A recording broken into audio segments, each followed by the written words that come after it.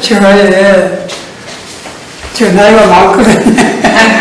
나이가 많은 편에 여러 군데서 고장이 나요. 고장이 나고 몸도 고장이 나고 또 사고도 나고 그렇거든요. 그래서 최근에는 이렇게 화상을 입어가지고 또 바깥에 못 나오고 그랬어요. 근데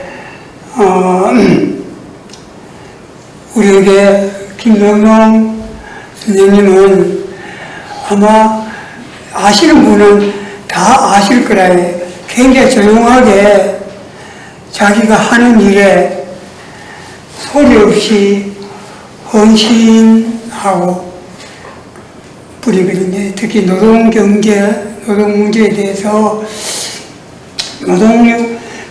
이 경제를 공부하는 사람들은 대체로 보는 것 같으면 마지막에 딴 길로 가는데 이거는 지금까지는 그런 생각도 없고 앞으로도 아마 그런 생각이 없을 거예요.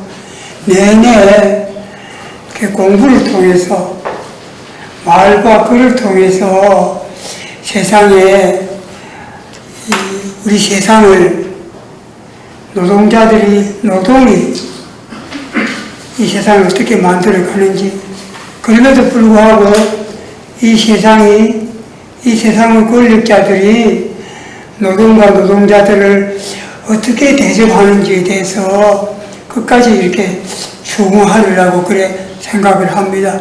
오늘도 그 얘기가 줄을 이을 것이거든요.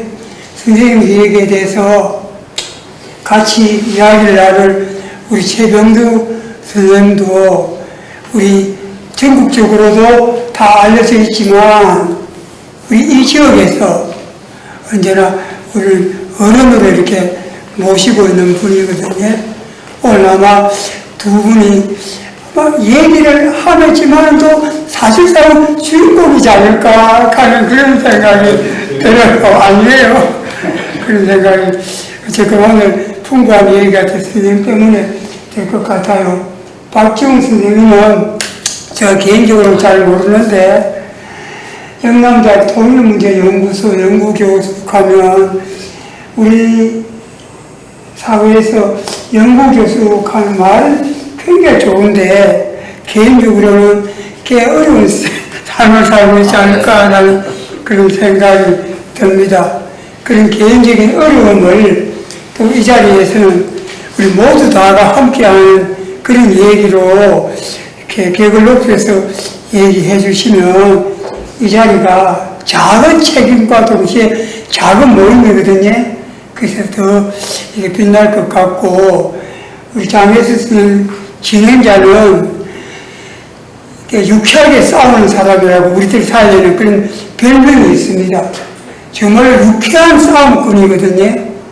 그 오늘도 또 다른 면모를, 유쾌한 싸움꾼의 또 다른 면모를 보여주지 않을까 싶어요. 오늘 이거 작은 모임이면서도 소문에는 아주 크게 벌어지지 않을까 하는 그런 생각 들고, 오신 여러분 모두에게 행복이 깃들기를 바라겠습니다. 감사합니다.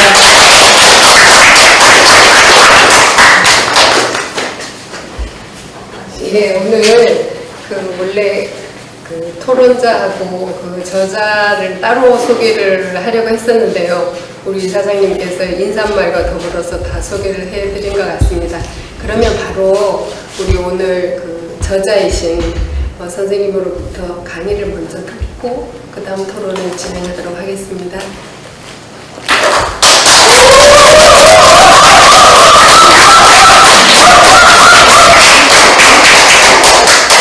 제가 이렇게 환호를 받을 사람이 아닌데 이렇게 환호해 주셔서 고맙습니다.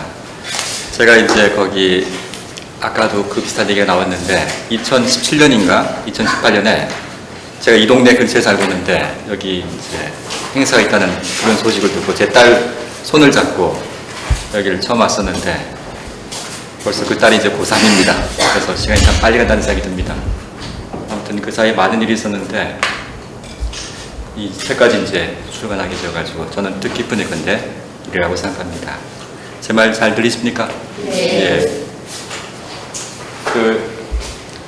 참 부끄러운 책인데 이렇게 좋게 봐주시고 이렇게 환대해 주셔서 고맙다는 말을 꼭 드리고 싶습니다. 그리고 이 책이 출간되는데 많은 분들이 도움이 있었는데 이사장님하고 김병환 사장님하고 특히 잊을 수가 없습니다. 그래서 그분들의 노력과 그분들의 이제 격려가 없었더라면 이 책이 출간이 아마 불가능했을 것 아닌가라는 그런 생각이 듭니다.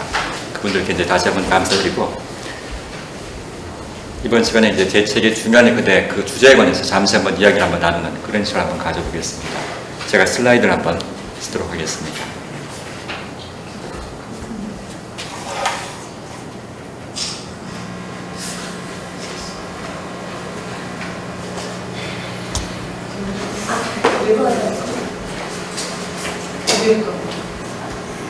예, 이게 짧은 내용인데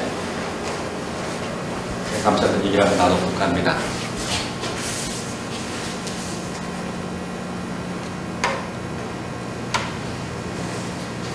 예, 이 책 제목에 이제 가치라는 말 나오는데 가치가 도대체 무슨 의미인지를 한번 잠시 한번 같이 한번 이야기를 한번 나눠보겠습니다.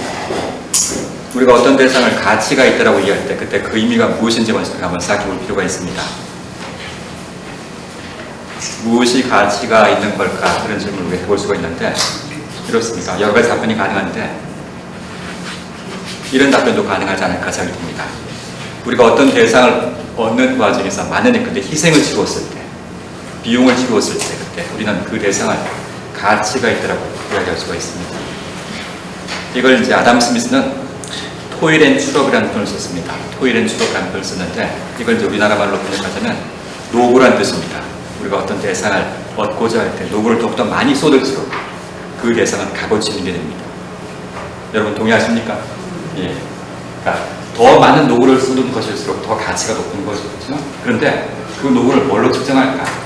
통상적으로 이 노동시간 혹은 생산시간으로 측정하는 것이 합리적일 겁니다. 그래서 우리는 어떤 것이 가치가 있다는 것은 그 대상을 획득하는 과정에서 쏟아부었던 노동의 양, 노동시간의 양이 바로 그것을 대표하지 않을까라는 그런 생각을 가질 수가 있습니다. 이게 바로 아담 스미스의 생각이었고 이게 바로 노동가치론의 출발점입니다. 이 책은 이제 바로 그 노동가치론에 관한 기본적인 아이디어를 한번 대중들이 좀 알기 쉽게 한번 써보자는 그런 취지로 서술 되었습니다. 제가 한번 이야기 한번 시작해 볼까 합니다. 그렇습니다. 여러분 그림 보이십니까? 이게 누구 작품인 것 같습니까? 다 나와 있죠, 그죠? 오른쪽 아래 피카소라고 이제 서명이 있습니다. 피카소의 작품입니다, 그죠? 여러분 왼편에서 오른편으로 가면 갈수록 어떤 변화가 발생합니다. 어떤 변화가 발생합니까? 생명이기 때문에 당장 날 것으로는 비교가 불가능합니다. 그렇기 때문에 어떤 공통의 차원으로 환원하지 않으면 안 됩니다. 이를 위해서 이제 노동의 추상화가 필요할 때 바로 그 추상화의 내용은 그 과정은 무엇인가 하면 이렇습니다. 그것이 자동차를 만들건 아니면 탁자를 만들건 이 두 노동은 공통적으로 근육과 신경과 두뇌의 손의 산물입니다. 그렇겠죠, 그렇죠? 자동차를 만들 때도 근육과 신경과 두뇌와 손이 지출되고 이 탁자를 만들 때도 역시 근육과 신경과 두뇌와 손이 지출됩니다. 그렇기 때문에 이런 공통성이 기반해서 두 노동을 공통의 차원으로 환원시키고 이 둘을 비교해서 교환 비율을 정한다는 것이 바로 노동가치론에 기반한 교환에 대한 설명입니다. 바로 그런 의미에서 그렇습니까? 이런 추상성은 굉장히 중요합니다. 사실 구체적인 근데 노동은 굉장히 다양하고 다변하지만 이 추상적인 상태로 환원된 노동은 하나의 동질적인 차원이 되고 비교 가능하게 됩니다. 이게 이제 중요한 포인트입니다. 마치 그림에서 왼편에서 오른편으로 가면서 추상의 정도가 더욱더 커지는 것처럼 이 노동의 추상화의 정도도 더욱더 커져서 두 대상이 서로 비교되고 교환 가능한 얘기죠. 좀 어렵습니까? 괜찮습니까? 제가 딱 하나 못한 게 있습니다. 뭐냐면 쉽게 설명은 못합니다. 그래가지고 수업 시간에 항상 학생들 뒤에서 많이 돕니다. 양해 바라겠습니다. 대신 궁금한 게 있으면 그 자리에서 바로 질문 주셔도 좋습니다. 중간에 이제 여러분이 언제든지 질문하셔도 좋습니다. 이게 이제 노동가치론의 중요한 출발점이라고 말할 수가 있습니다. 한 가지 흥미로운 사실이 있습니다. 어떤 사실인가 하면 이겁니다. 그렇죠? 제가 추상이란 말을 썼는데 이 추상은 기본적으로 근데 이 정신의 문제입니다. 그렇죠, 그렇죠? 이 구체적인 대상을 우리가 추상적인 것으로 인식한다는 것은 이 정신의 문제인데, 이 추상이라는 마이크 있을까요? 이거 어떻게 켭니까?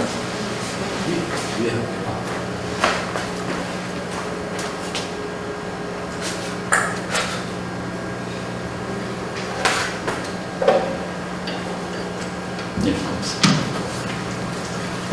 잘 들립니까? 예. 계속하겠습니다. 추상이라는 것은 기본적으로 정신의 문제입니다. 정신적 과정이죠, 그렇죠? 그런데 놀랍게도 있습니다. 이 정신적인 추상하고 현실의 추상이 동시에 발생했다는 사실입니다. 다시 한번 제가 이제 그 가치의 문제를 다시 한번 거론하겠습니다. 가치라는 것은 그 실체가 바로 노동이었습니다. 무언가 가치라는 것은 바로 그 대상이 있는데 그 생산 과정에서 더 많은 노동이 투하됐다는 얘기죠. 그렇죠? 그런데 그 노동이 서로 비교되기 위해서는 반드시 추상적인 상태로 환원이 되어야 됩니다. 시장에서 이런 환원이 발생하는데 이때 문제가 있습니다. 추상화된 노동은 우리가 그것을 근데 볼 수도 없고 만질 수도 없고 들을 수도 없습니다. 왜냐하면 추상적인 성격이기 때문입니다. 좀 읽었는지 모르겠습니다. 노동이 추상적이기 때문에 우리가 직접 그것을 대응할 수가 없습니다. 그걸 바로 직접 우리가 인식할 수가 없습니다. 인식할 수가 없습니다. 그렇기 때문에 이런 추상적인 대상을 좀 더 물화된 형태로, 사물화된 형태로 발전시킬 필요가 있습니다. 이게 바로 이제 화폐입니다. 약간의 비약이 있는데, 아무튼 다시 제가 추상적인 노동을 얘기했었는데 그 노동의 추상성이 이제 물화된 것이 바로 화폐라고 이야기할 수가 있습니다. 그렇습니다. 인간의 근데 정신적인 근데 추상화 과정의 가장 대표적인 것이 바로 철학과 수학입니다. 그렇지 않겠습니까? 가장 추상적인 근데 정신 활동이 바로 수학과 철학인데, 이 수학과 철학이 언제 등장했냐면 바로 BC 6 내지 7세기 이때 이제 그리스에서 처음으로 근데 시작되었습니다. 여러분 피타고라스 학파 다 들어본 적이 있죠, 그렇죠? 수학이 이때 근데 처음 출발합니다. 철학도 이때 처음 출발합니다. 그런데 이 시기에 같은 지역에 화폐가 처음으로 근데 등장합니다. 화폐는 앞서 제가 말씀드렸지만 추상적 노동이 물화되는 것입니다. 그렇기 때문에 이런 근데 정신상의 추상하고 이런 근데 현실 추상이 동시에 근데 출발했다는 것이 굉장히 흥미롭습니다.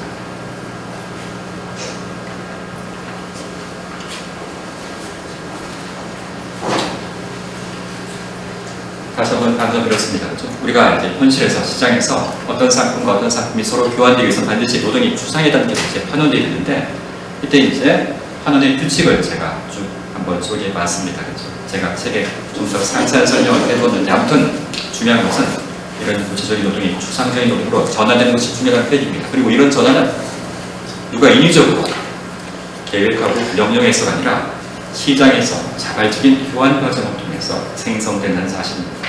이게 이제 가치관의 중요한 첫 단계라고 말할 수가 있습니다. 우리가 방금 이 가치관의 첫 발을 뗐는데, 이 가치관과 연관해서 몇 가지 중요한 규칙을 우리가 한번 생각해 볼 수가 있습니다. 이렇습니다. 노동가치관의 중요한 명제가 하나인데 이렇습니다. 우리가 어떤 대상을 필요로 한다고 합시다.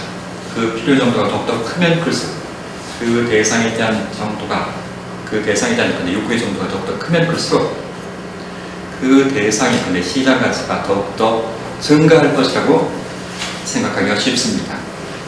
그렇지 않겠습니까? 우리가 시장에서 소비자가 어떤 대상에 대한 그런 필요와 욕구가 더욱더 커진다면 당연히 가치와 가격이 더욱더 커질 거라고 생각하기가 쉬울 거라는 얘기죠. 그런데 놀랍게도 노동가치관은 그 사실을 부정합니다. 이건 좀 우리가 생각하고 있는 상식과는 크게 어긋나는 사실이죠. 그렇지 않습니까? 그럼 왜 노동가치로는 우리가 이제 상식적으로 알고 있는 이런 사실에 반대하는가? 과연 어떻게 맞는가? 그 문제가 이제 우리가 검토할 가치가 있는 문제가 있는데 제가 잠시 한번 설명해 볼까 합니다. 이렇습니다. 여러분이 근데 중고등학교 때 수요공급 다 공부했을 겁니다. 그 수요공급 가지고 제가 잠시 한번 설명해 볼까 합니다. 여러분, 저기 SA라는 건데 그래 보이시죠? 그죠? 최초의 서플라이 커브입니다. 저기 DA라는 그래프 보이실 겁니다. 그렇죠? 최초의 균형점은 바로 여기 이 원이 됩니다. 이게 처음 출발점이 됩니다. 가격이 K이고 시장의 건데 수급량은 QN입니다. Q1입니다. 이런 상태에서 만약에 이 상품에 대한, 이 대상에 대한 소비자 욕구가 더욱더 커졌다고 가정해 보겠습니다. 이걸 이제 우리가 어떻게 표현하냐면 디맨드 커브가 오른쪽으로 이동했다라고 이제 표현합니다. 여러분 다 이해되십니까? 혹시? 졸업하신 지 오래돼가지고 상관없습니다. 제가 대충 그때 아이디어만 전하겠습니다. 아무튼 디맨드 커브가 오른쪽으로 이동하고 욕구가 더욱더 커진다면 당연히 서플라이 커브가 가만히 있는 상태에서는 규정점이 2%로 있는데 변경되고 가격이 높아집니다. 원래의 가치보다도 가격이 더욱더 커졌습니다. 즉 가치와 가격 사이에 괴리가 발생했습니다. 여러분 여기까지만 두고 보자 어떻습니까? 우리가 알고 있는 상식이 타당합니다. 그렇죠? 왜 타당한가 하면 당연히 대상에 대한 욕구와 수요가 더욱더 커졌기 때문에 가격이 더욱더 커졌다라고 우리가 인식할 수가 있고 실제로 가격이 상승합니다. 그런데 이건 근데 이야기에 1막이 불과합니다. 2막이 있습니다. 만약 가격이 상승한다면 수익성이 더욱더 높아졌을 것이고 다른 근데 산업에 그런 근데 기업들이 이 산업으로 쇄도에 들어올 겁니다. 그러면 서플라이 커브가 다시 오른쪽으로 움직이고 다시 균형은 E2에서 E3로 이동하게 되고 원래 가격이 회복되는 거죠. 그렇죠? 따라서 단기적으로는 욕구가 더욱더 증가하고 필요가 더욱더 증가하면 이 가치보다 가격이 더욱더 커질 수가 있는데 이게 장기적으로 없습니다. 다시 원래 노동 가치로 되돌아갈 수밖에 없습니다. 따라서 우리는 이런 근데 결론에 도달합니다. 필요가 더욱더 큰 근데 상품이 할지라도 가치를 초과해서 가격이 더욱더 높을 수 없다는 그런 얘기를 가지고 있습니다. 이게 바로 노동가치론의 첫 번째 결론입니다.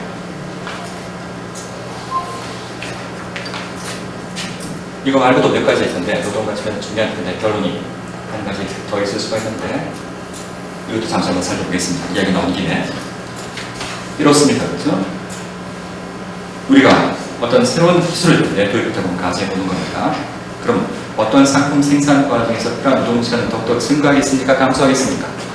감소하겠죠, 그죠? 노동 절약 효과가 발생하기 때문입니다. 그럼 어떻습니까? 어떤 상품의 가치라는 것은 그 상품의 제작 과정에 투입된 노동량이었었는데 이제 기술 진보 덕택에 이 상품의 가치가 떨어지는 겁니다. 기술 진보가 빠르면 빠를수록 이 상품의 가치는 떨어져야 됩니다. 여러분, 여기 여러 가지 상품이 있습니다. 그렇죠? 여러분 잘 보실지 모르겠지만 출발점이 바로 제로입니다. 제로 상태를 이런데 출발점을 두고 이때 상품의 가격이 변동이 어떠한지를 쭉 한번 추적해 보는 겁니다.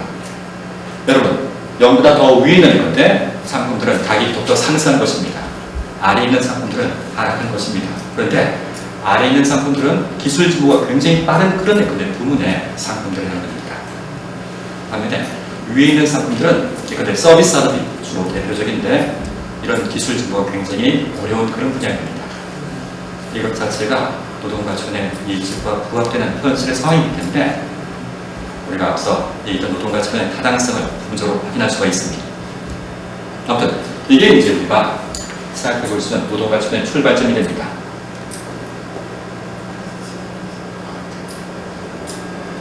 이제 본격적으로 제가 얘기하는 걸 시작해 볼까 합니다.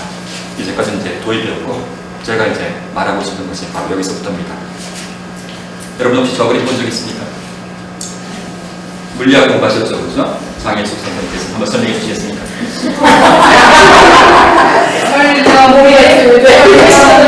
이게 어떻게 되는가 제가 잘 몰라가지고 한번 설명해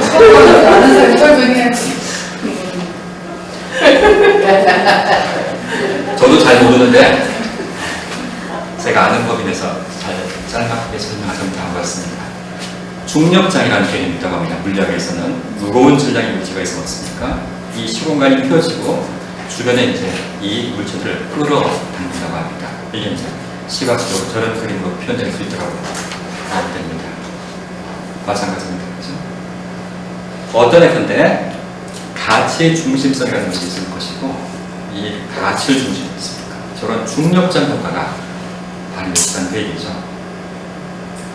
어떤 시장 가격이 이 가치로부터 멀어져 있다 할지라도 장기적으로 좀 있습니다. 다시 저 중력장 효과처럼 가치로 획일하는 얘기죠. 이걸 저는 가치의 중심성이라고 표현하는데 이 가치의 중심성이 바로 제가 이번 시간에 여러분에게 말씀드릴 가장 중요한 주제라고 생각됩니다.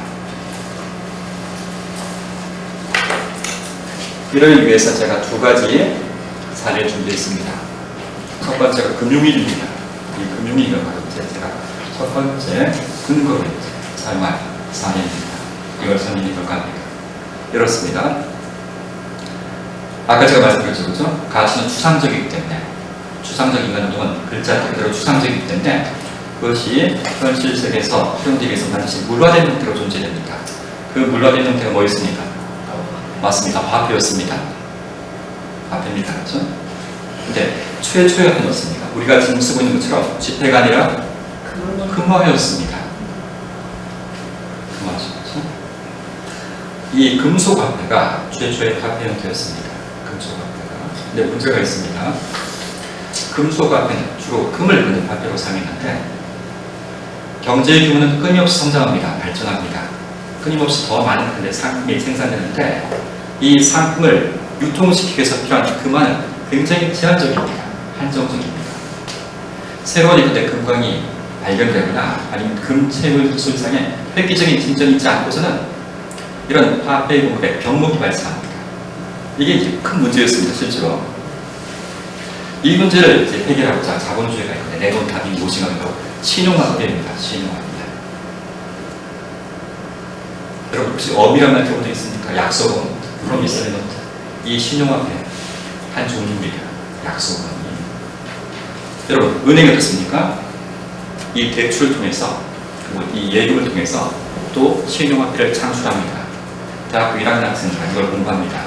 은행 시스템이 어떻게 이제 이 신용화폐를 창출해야 되는가 이걸 공부합니다. 이게 가장 대표적인 건데 신용화폐의 창출 과정인데 이 신용화폐를 통해서 부족한 화폐 양을 메꾸기 시작합니다. 오늘날 신용화폐가 공급되지 않으면 제가 단언컨대 현실에서 넘은 몰스토리 됩니다. 그만큼 신용화폐가 굉장히 중요합니다. 신용의 공급이 없다면 우리의 산업적 기반이 붕괴될 겁니다. 분명히. 은행이 굉장히 중요한 역할을 수행합니다. 여러분, 금융위기가 발생했을 때 왜 국가는 항상 은행을 살려고 노력하는지 의구심이 들지 않습니까? 은행이 바로 신용공급의 원천이 되기 때문입니다. 이런 의미의 조건하에서 이제 이 가치의 중심성 문제를 한번 설명해 볼까 합니다. 이렇습니다. 어떤 기업가가, 어떤 자본가가 사업을 이렇게 처음 시작하고자 결심을 가지고 있습니까? 이때 어떻습니까? 이 자본가는 은행에 가서 화폐를 대부받을 겁니다. 신용화폐가 창출되었습니다. 이 신용화폐를 가지고 어떻습니까? 필요한 자본과 기계와 노동을 구입해가지고 재화를 만들어서 시장에서 판매해서 수입을 얻고 그 수입을 가지고 만약에 그 대부를 갚는다면 아무런 문제가 없습니다. 아무런 문제가 없습니다. 그런데 이 신용화폐를 근데 공급받아가지고 이 자본가가 사업을 시작했는데 이 사업에 실패했다고 가정해 보는 겁니다. 그런 경우가 이제 다 반사적이죠? 그렇지 않습니까? 그럼 어떻게 됐습니까? 신용은 이미 창출되었는데 그 신용에 대응하는 가치가 생산되거나 실현되지 않게 됩니다. 이게 가장 큰 문제가 하나입니다. 여러분 좀 이해되십니까? 다시 신용은 이미 창출되었습니다. 이미 그런데 이 자본가에게 공급되었습니다. 이 자본가가 이 신용을 가지고 이 생산 요소를 구입해서 상품을 만들어서 그것을 판매하고 다시 회수해서 화폐를 회수해서 그걸 갚아버린다면 아무런 문제가 없습니다. 물리학에는 쌍소매라는 개념이 있다고 제가 알고 들었습니다. 그렇죠? 플러스의 입자와 마이너스 입자가 만나서 쌍소매라는 얘기를 들었습니다. 맞습니까? 이 방안에 물리학 전문가는 한 명밖에 없습니다. 그렇습니다. 신용화폐가 창출되는 과정은 일종의 마이너스 밸류가 창출되는 과정입니다. 실제로 노동이 투하되지 않고서도 밸류가 생성되도록 간주하는 겁니다. 이건 마이너스 밸류입니다. 이 신용화폐를 가지고 사업을 해서 소득을 얻고 이걸 다시 한번 갚았다고 합시다. 이때 어떻습니까? 비로소 플러스 밸류가 생성됩니다. 최초에 생성된 마이너스 밸류하고 마지막에 생성된 플러스 밸류가 만나서 쌍소멸이 이루어진다면 아무런 문제가 발생하지 않습니다. 그런데 만약에 마이너스 밸류는 창출되었는데 그에 중하는 플러스 밸류가 창출되지 않다면 이건 문제가 됩니다. 이 시스템은 이걸 참지 못합니다. 우리가 사는 이 시스템은 그래서 강제적으로 습니까? 이 마이너스 밸류를 청산하는 과정에 들어가려고 합니다. 우리가 사는 이 시스템은 바로 그 청산 과정이 바로 금융위기입니다. 여러분, 금융위기 때 무슨 일이 발생합니까? 멀쩡한 기업에 이런 기계들이 싼 값으로 처분되죠, 그렇죠? 엄청난 강제적인 감가가 발생합니다. 디밸류에이션이 발생합니다. 이 과정이 마이너스 밸류가 청산되는 그런 과정이라는 거 얘기죠. 이러냐 근데 금융위기를 통해서 비로소 다시 원래의 밸류 순으로 경제가 다시 돌아가는 거죠. 회귀하는 거죠. 이게 바로 가치 중심적으로 시스템이 돌아가는 그런 경향을 이제 설명하는 겁니다.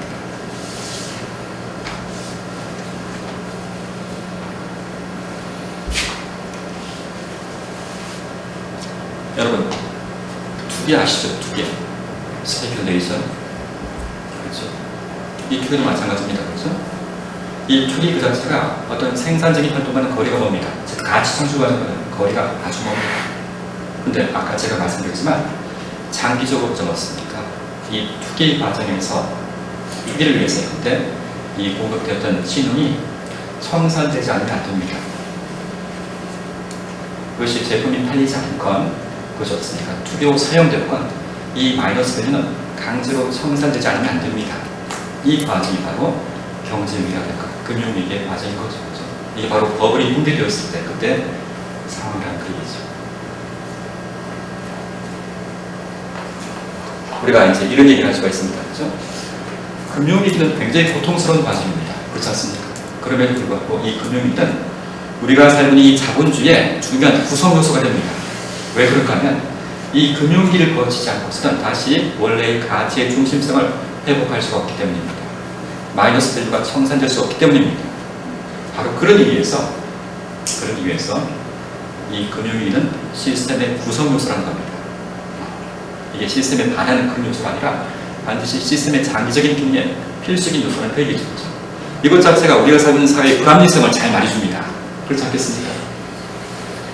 그 큰 고통을 겪어야지만 다시 원래의 균형으로 되돌아갈 수 있다는 사실이 우리가 살고 있는 이 사회에 이런 불합리성을 보여주는 한 가지 징표가 될 수가 있습니다. 여러분, 이 사람 혹시 누군지 아십니까? 제가 다 위적을 놨습니다. 그렇죠? 여러분이 그때 학교 다니실 때 슌페터라는 경제학자 이름 들어본 적 있을 겁니다. 요셉 알로이스 슌페터입니다. 이 사람이 이런 말을 한 적이 있습니다. 경제위기라는 것은 무더운 여름날 한 줄기 시원한 소나기와도 같다. 우리의 생각과 다르죠, 그렇죠? 경제위기는 굉장히 고통스러운 과정인데 굉장히 포지티브하게 표현되었습니다. 왜 슌페터라는 경제학자가 경제위기를 저런 식으로 표현했을까? 그 이유가 바로 제가 방금 말씀드렸던 바로 그 이유 때문입니다. 청산 과정이 반드시 필요하다는 그 얘기죠, 그렇죠? 이런 청산 과정을 거치지 않고선 다음번 번영의 토대가 확립될 수가 없습니다. 여러분, 슌페터는 우파 경제학자입니다. 보수 우파 경제학자입니다. 하지만 그럼에도 불구하고 지금 우리가 공부하고 있는 이 노동가시 혹은 마르크스가 굉장히 일맥상통하는 부분이 있었습니다. 그래서 이 슌페터의 별명이 있습니다. 슌페터는 부르주아 마르크스입니다. 부르주아 진영의 마르크스라는 그런 별명이 있습니다. 왜 그런 별명을 얻게 됐나? 그리고 그 이유는 무엇이냐면 그렇습니다. 슌페터가 비엔나 대학에서 경제를 공부했습니다. 비엔나 대학에서 경제를 공부할 때 그때 이 독서 서클에 들어갔는데 이 독서 서클은 바로 마르크스의 자본론을 연구하는 서클이었습니다. 자본을 읽었을 겁니다. 그렇죠? 그리고 방금 우리가 얘기했던 이런 건데 마르크스의 아이들을 분명히 공부했을 거라는 얘기죠. 그렇기 때문에 이와 유사한 아이들을 제안했을 거라는 얘기죠. 뭐라고 보낼까요?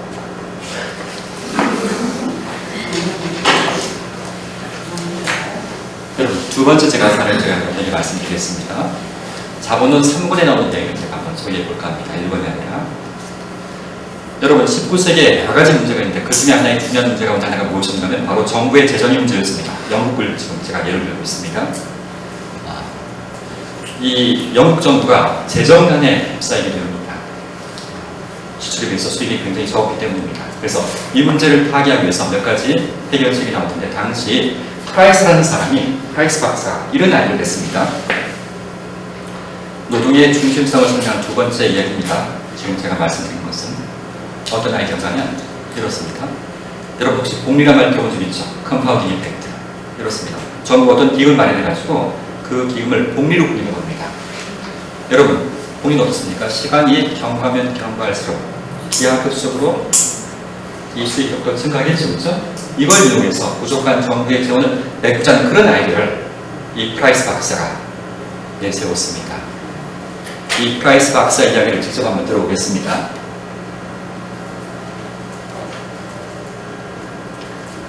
두 번째입니다. 누가 한번 읽어주시겠습니까? 한번 읽어주시겠습니까?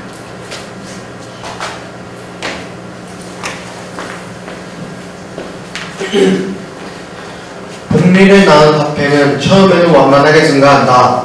그러나 증가율은 계속 빨라지므로 일정한 기간 뒤에는 상상도 할 수 없을 정도로 빨라진다. 예수가 탄생한 해에 5%의 복리로 내구된 1페니는 지금쯤 1억 5천만 개의 지구에 넣을 수 있는 수분보다 더 큰 금액이 되었을 것이다.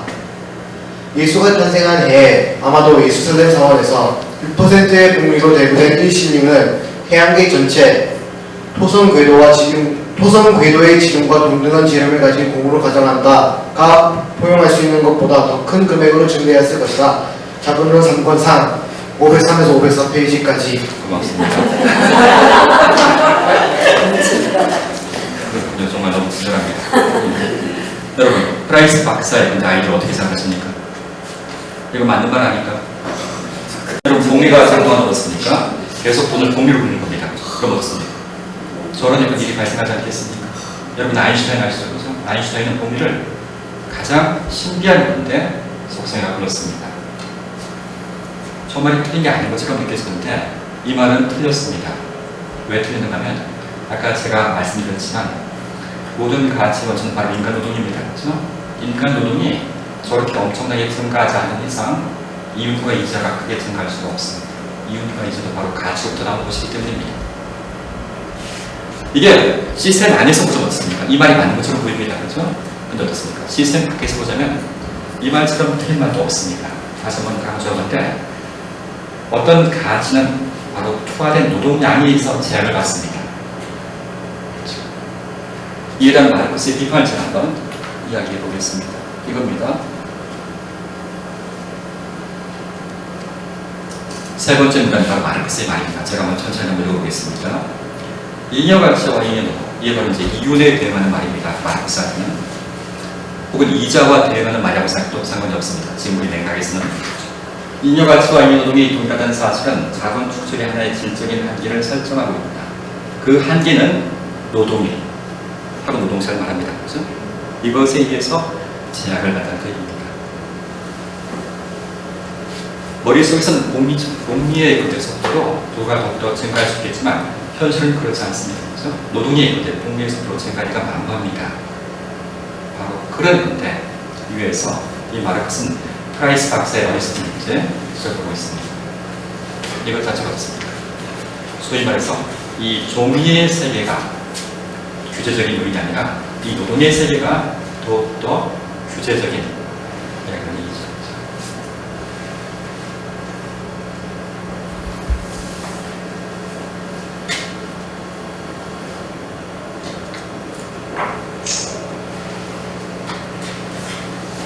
다시 제가 가치의 문제를 다시 한번 여러분에게 이야기해 볼까 합니다. 다시 가치라는 것이 바로 그 주제로 이제 넘어가 볼까 합니다. 아까 제가 말씀드렸죠. 가치라는 것은 바로 추상적인 인간 노동이었습니다.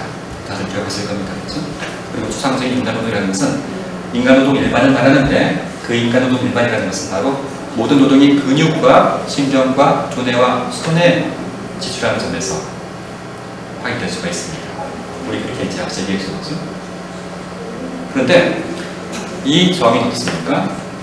만족스럽지 못한 점입니다. 제가 결론적으로 말씀드리겠습니다.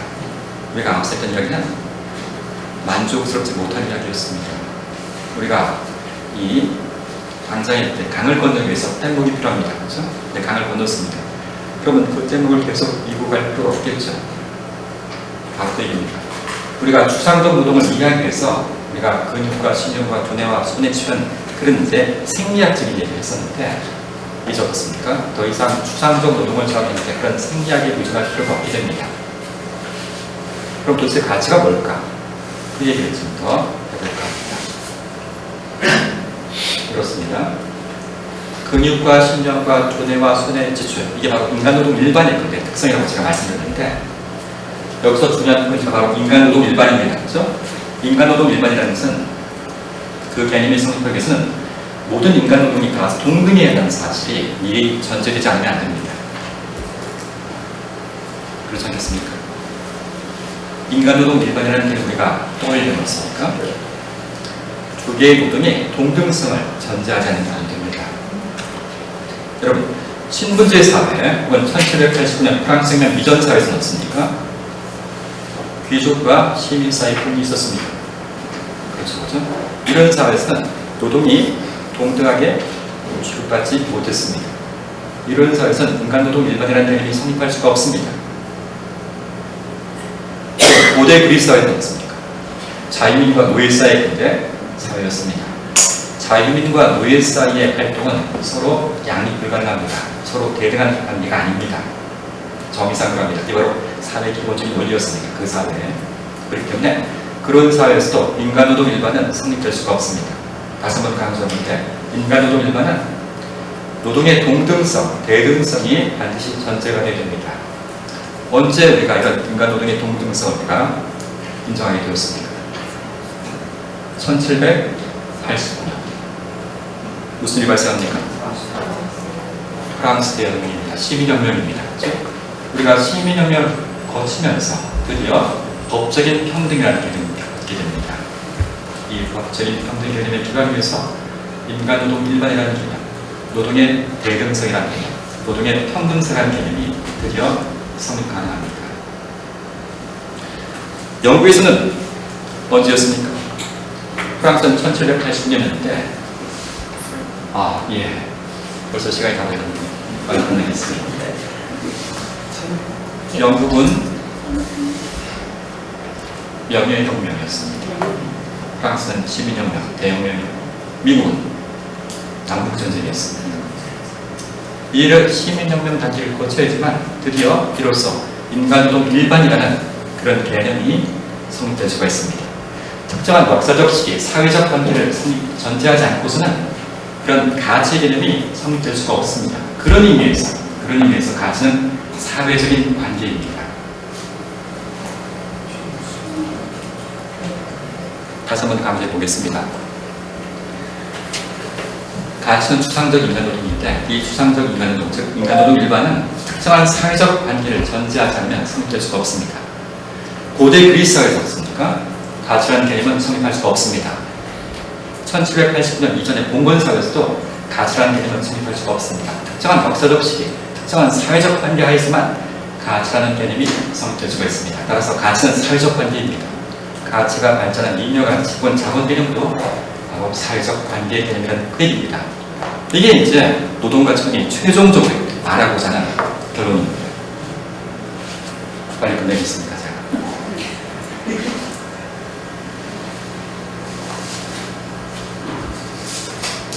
이렇습니다. 우리가 살고 있는 이 세계는 여러 가지 층위로 구성되어 있다고 얘기합니다.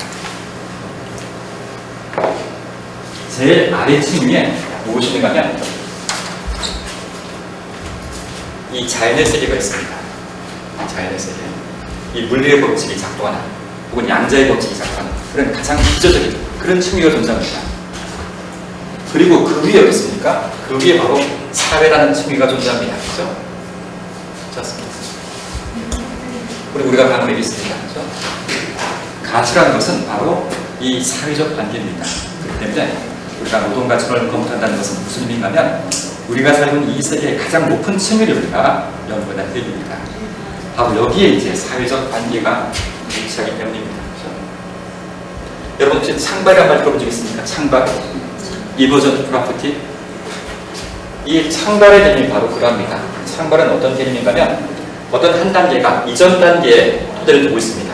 그렇기 때문에 이전 단계에 의해서 규제를 받습니다. 우리가 살고 있는 이 사회는 이 자연의 법칙에 의해서 규제를 받습니다. 하지만 그럼에도 불구하고 사회는 이 자연으로는 불가능한 고유한 속성을 갖습니다. 이게 바로 창발 개념입니다. 다시 말해서 이 사회적 관계라는 것은 일종의 창발적 가치를 얘기죠. 그렇죠? 우리가 살고 있는 이 세계의 가장 높은 층에 창발된 그런 현상이 되어있습니다. 이걸 밝히고자 했던 것이 바로 노동가치론의 주장이고 이 자본론의 전반부의 이야기라고 하는 되겠죠. 그 책을 이제 그 이야기를 한번 정리해보고자 이 책을 썼는데 모르겠습니다. 성공적인지 실패는지 모르겠습니다. 이상으로 이야기를 마치겠습니다. 고맙습니다. 예, 선생님의 책 내용에는 자연과학적인 굉장히 많은 과학적 내용이 들어있고, 제가 느끼는 바로는 이게 우리의 노동의 관계를 굉장히 과학적으로 이렇게 원리 탐구를 하신 듯한 그런 느낌이 들었습니다. 과학을 한 사람으로서 그런 느낌입니다. 예, 그러면 시간이 좀 지나긴 했는데요. 우리 패널 토론을 해보도록 하겠습니다. 우리 최명수 선생님하고 박정 선생님이 앞으로 교수님 앞에 나와서 앉으시고, 그리고 가운데 앉으시고, 최명수 선생님, 박정 선생님 이쪽으로 앉으시고.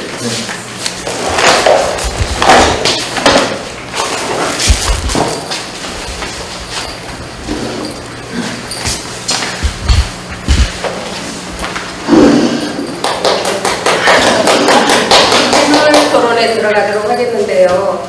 우리 이제 일단 선생님 강의하신 내용과 이제 느끼신 것들을 일단 박준희 선생님 먼저 말씀 좀 하시고. 가치론 연구자들이 연구자마다 자기들 설명하는 게 다 다릅니다. 학파도 다 다르고요. 어떤 의미로는 좀 비슷비슷한 사람을 좀 찾아보기 힘들 정도로 그런데 좀 나름대로 다 독특하고 또 그 나름대로 일반적인 그런 그게 있습니다. 그래서 뭐 입장이나 이런 건 전혀 달라요. 그러니까 이렇게 설명하는 거하고 방식도 다르고 이해하는 틀도 다르고 자본론을 이렇게 보는 것도 완전히 달라요. 그러니까 이제 뭐 이제 그런 관점에서 얘가 좀 우선 이 책이 좀 쉬웠으면 좋겠는데 쉬운 책은 아니에요. 그리고 책에 또 욕심이 좀 많아요. 왜냐하면 현대적으로 뭐 하든지 자본론 앞주디 1장, 2장, 3장 하는데 저 3권하고 뭐 이렇게 튀어나옵니다. 조금 좀 신경 써서 이렇게 볼 그런 부분들이 많고요. 한번 뭐 제가 지금 첫 번째 여기서 얘기하는데요. 우리가 조금만 좀 할 때 노동 가치를 하면 가격을 설명하는 거예요. 그럼 가격을 잘 설명하겠어요? 그죠? 가격을 잘 설명한다면은 경제학 원론 교과서에 나와야죠. 나오지 않습니다. 그러니까 주류 경제학이 따로 있고 우리 이쪽은 막스 경제학이나 비주류 경제학이거든요. 그러니까 이 가격을 잘 설명하는 그런 것보다 주류 경제학에서 설명할 수 없는 것도 있습니다. 설명하지 못하는 것. 그러니까 우리 말하면 차치라든지 그리고 쉽게 말해서 막스도 그런 편지에서 서간문에 이런 게 있어요. 그러니까 이거 생산했으면 기여한 만큼 다 가져갑니다. 그러니까 노동자는 자기가 기여했으니까 임금으로 가져가지고, 다음에 기계의 소유주는 이윤의 형태로 가져가고, 다음에 그 토지는 지주가 그죠? 그 기여만 땅이 기여한 만큼 가져가야 되는데 하나 이상한 걸 발견해야 됩니다. 뭘 이상한 걸 발견하냐면 그죠? 노동자가 임금을 가져가는데 토지는 땅이 가져가야지 왜 지주가 가져가나요? 그죠? 이유는 기계가 가져가야 되는데 왜 자본가가 가져가는 거예요? 그러니까 여기에 사회적 관계가 있는 거예요. 이 사회적 관계에서. 그럼 왜 하필 왜 노동을 가져와야 하냐 하면은, 가만히 한번 보면은, 뭐냐면, 인간이 가치에 기여하는 방법은 노동 외에는 없어요. 그죠? 자기 기여하지 않고 가져가기 때문에 우리가 흔히 하는 말로 뭡니까? 불로소득이라고 얘기합니다. 그죠? 그러니까 불로소득이라는 형태를 가져가려고 하면은, 그죠? 인간이 인간한테 말까? 그죠? 억압을 가하는, 강제를 가하는, 그죠? 그 하나 있을 수밖에 없습니다. 뭐 자본주의가 자유롭고 다 하면 그냥 놔둬야죠. 근데 뭐냐면은, 누구한테 하느냐면은, 그죠? 그 노동자에게, 그죠? 노동을 하게 함으로써 필요소 뭡니까? 생산물이 산출되는 거예요. 지는 일 안 하면서 뭡니까? 일하도록 하는 요 강제하는. 그죠? 여기에서 뭡니까? 시간을 나누는 거예요. 그죠? 시간을 내가 전체 뭡니까? 10시간을 했으면은 그 중에, 그죠? 5시간은, 그죠? 불로소득자를 위한 시간이고, 그죠? 이 중에 5시간은 자기가 이제 자기한테 가져가는 거예요. 그러니까 이게 잉여 가치가 되고, 이게 뭡니까? 노동력 가치가 되는 거고요. 그리고 잉여 가치, 이윤이 노동자가 아닙니다. 우리 착각하는 게 있는데, 그죠? 저 이윤, 자본가의 하는 이윤이, 그죠? 그게 왜 노동자 거예요? 막스가 뭡니까? 그런 말을 하는데 허지선한테 엄청 뭡니까? 감정적으로 그렇게 얘기를 했다고요. 그거는요, 노동자 게 아니에요. 뭐냐면 이거는 사회의 겁니다. 노동자로 가져가는 게 아니에요. 이윤이라든지 잉여가치가 이건 사회의 거예요. 그러니까 노동자가 뭡니까? 사회의 구성원으로서 이걸 전부 다 가져가는 그런 형태, 요거를 설명하는 게 사실 뭡니까? 앞선 노동가치론의 제일 첫 번째 과제입니다. 제일 첫 번째 거예요. 이 시간은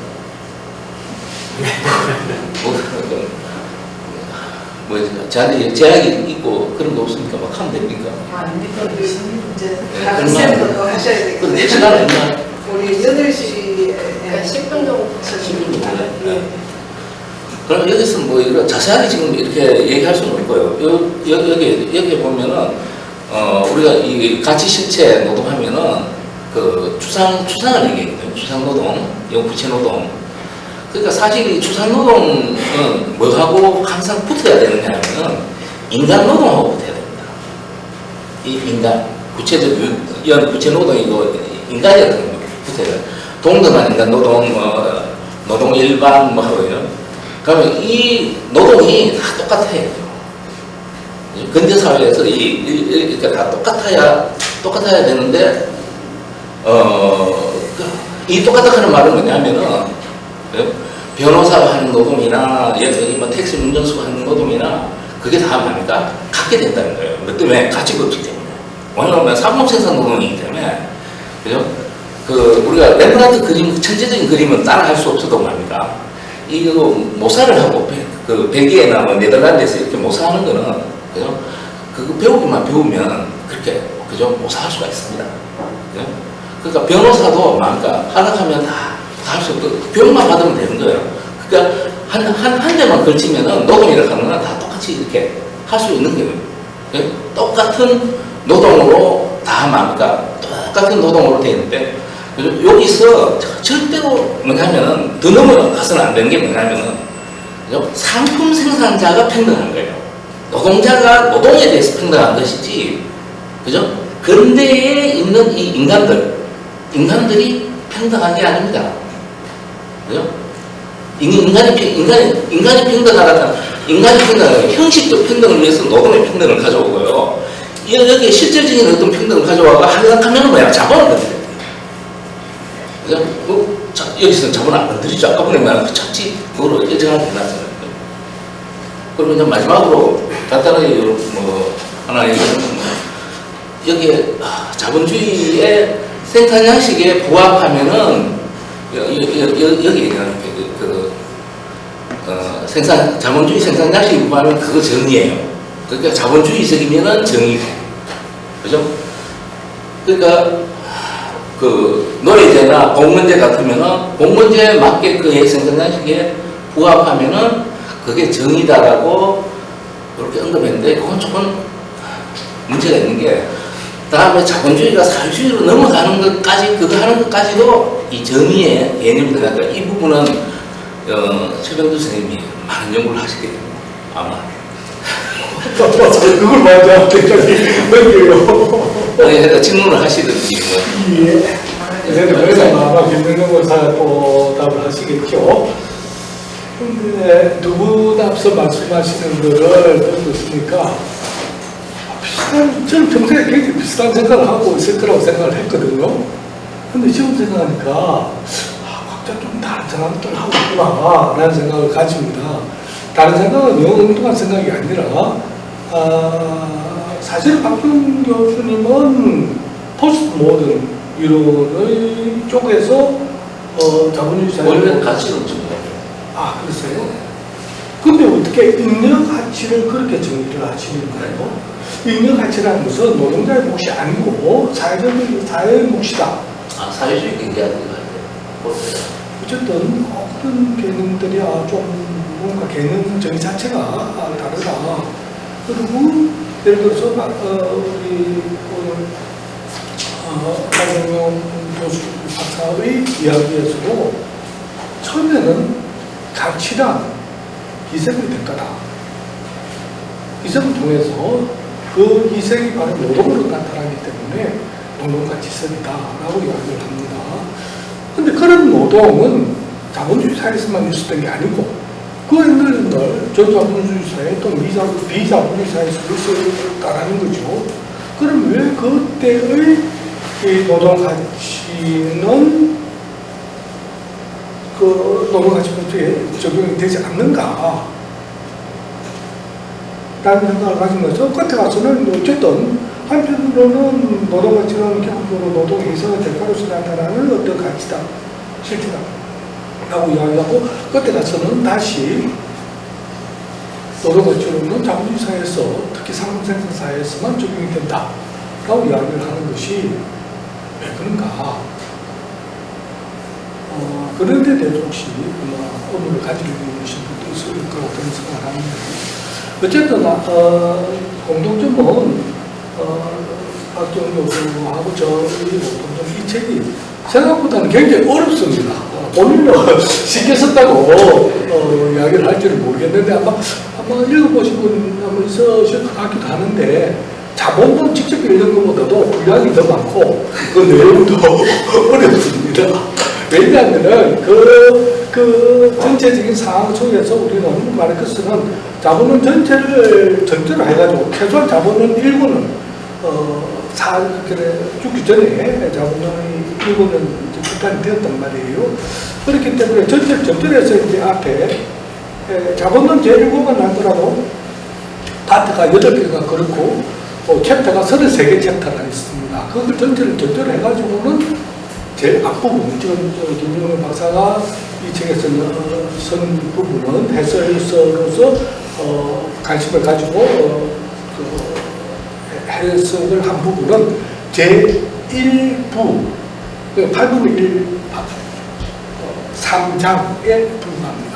그렇기 때문에 어떤 의미로서는 이 3장 안에서 전체 자본론 또는 자본 1권을 이해하기 위한 내용들을 서술을 하려 하다 보니까 제일 앞부분에 있는 설명을 하면서도 뒷부분도 끌고 와야 되고 자본 상권에 있는 것도 끌고 와야 되고 이런 식이 된다는 것이죠. 그런 점에 있어서 이 책은 한편으로는 앞부분 자본론 제1부의 도입부에서 나타나는 제1부의 해설서이긴 하지만은 그러나 자본론 제1부, 제1부를 읽는 것보다도 오히려 전체를 더 많이 설명을 하고 있다는 점을 이야기를 할 수 있을 것 같습니다. 어쨌든 그런 면에서도 어려울 수밖에 없는 어떤 기본적인 어떤 베이스 전제를 갖고 있다고 생각하는데 어쨌든 나름대로 저는 이 책이 김용민 박사도 물론 그런 의도에서 썼긴 하겠지만은 기본적으로 우리 사회에서 여전히 자본은 우리 사회 경제, 나아가서 사회 전체를 이해하는데 굉장히 중요한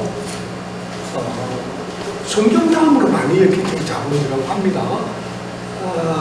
물론 최근에는 자본에 대한 어떤 이해라든지 독해가 조금 관심 밖으로 멀어지긴 했지만 여전히 자본론 또는 마크스주의 경제학은 또는 정치 경제학은 자본주의 경제를 이해하는 데 있어서 단순히 주류 경제를 보완하거나 설명하지 못하는 부분에 대한 추가적 설명을 하기 위한 것은 결코 아니고 자본주의 경제를 주류 경제학이 굉장히 단편적이고 이 비체계적으로 저는 생각하는데 여러 가지 현상들 간의 관계를 주류 경제학에서는 전혀 생각을 하지 못합니다. 미시경제학, 거시경제학 정도를 분류하고 그것들이 어떻게 연결되어 있는지를 전혀 이해를 못하도록 만들어 놓는 게 주류 경제학인데 정치 경제학은 자본주의 경제를 총괄적으로 현상들 간의 복합적 관계를 총체적으로 이해할 수 있도록 해주는 대안적 설명이라는 점에서 굉장히 중요한 의미를 가지는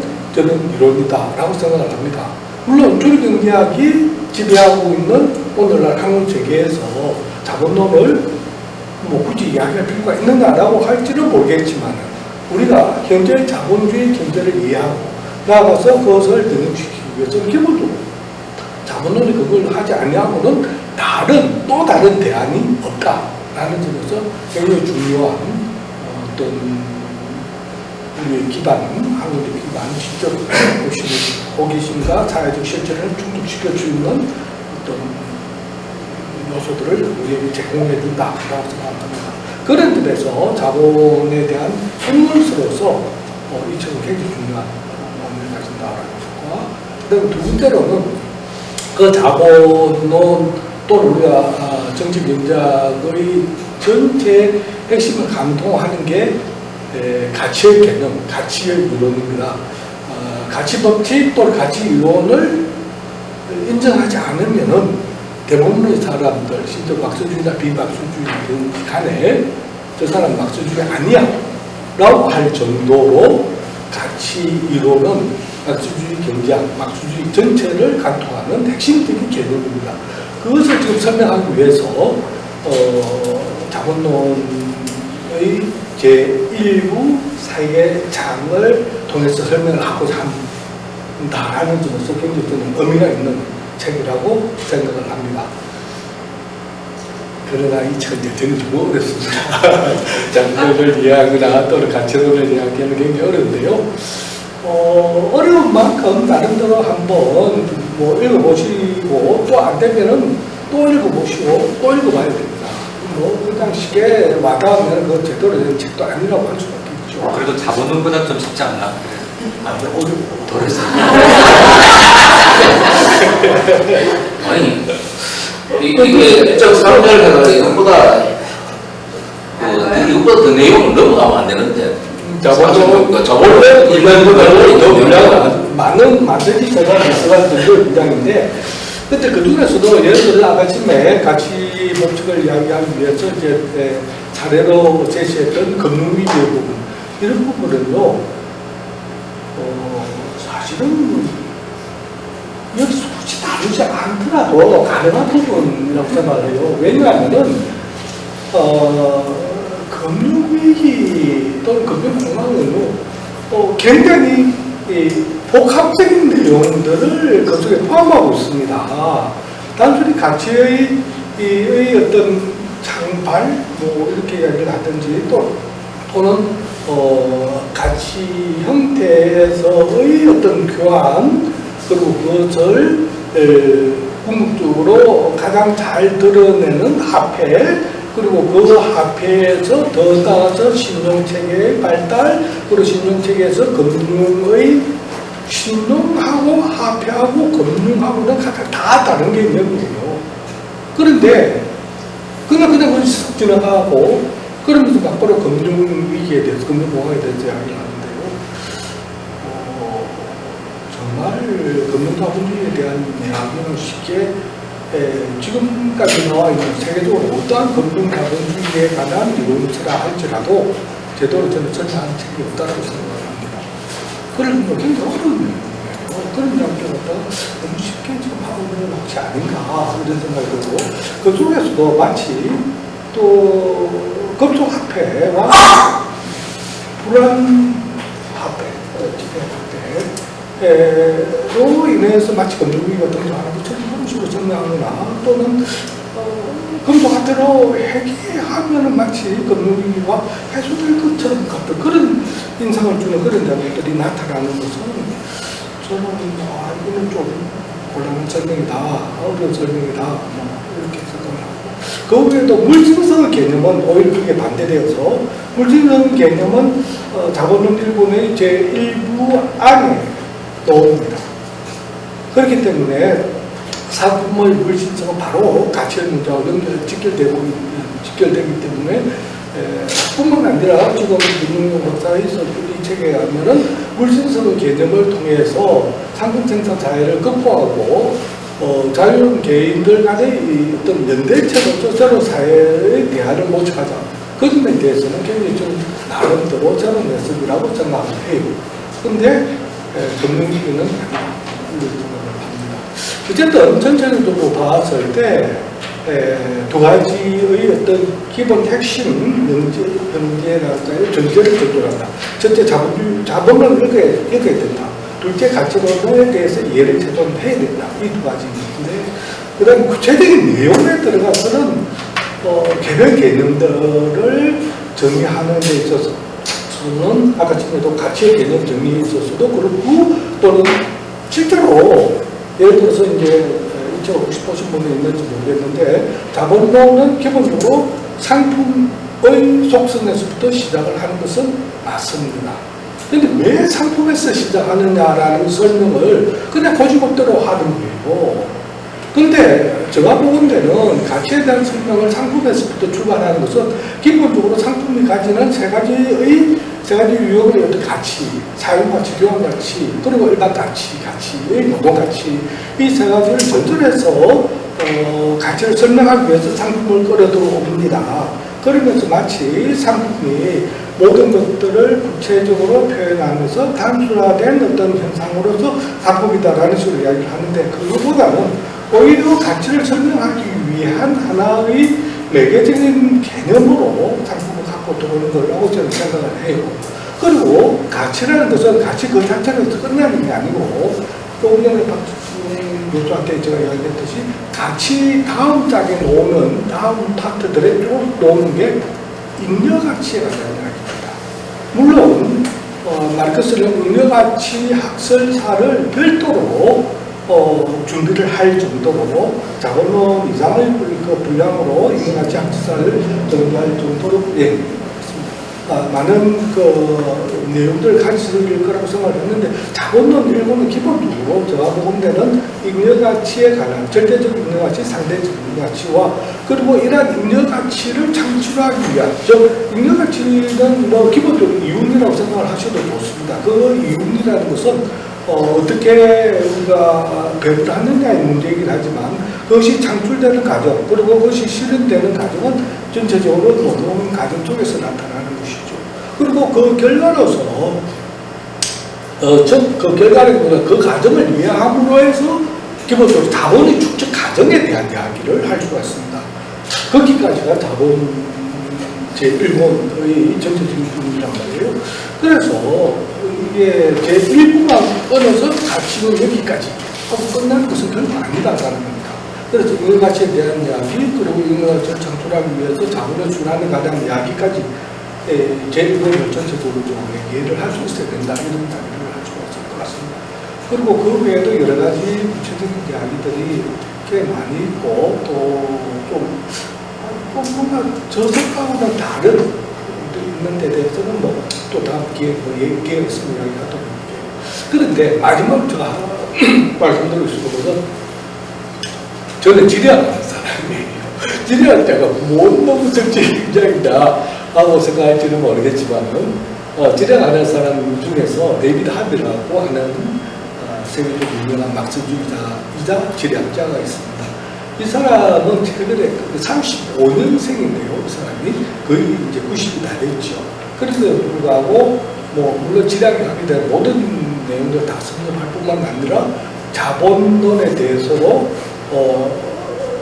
이제 교수가 되고 난 다음부터 지금까지 40-50년 동안 계속 자본론 강의를 해요.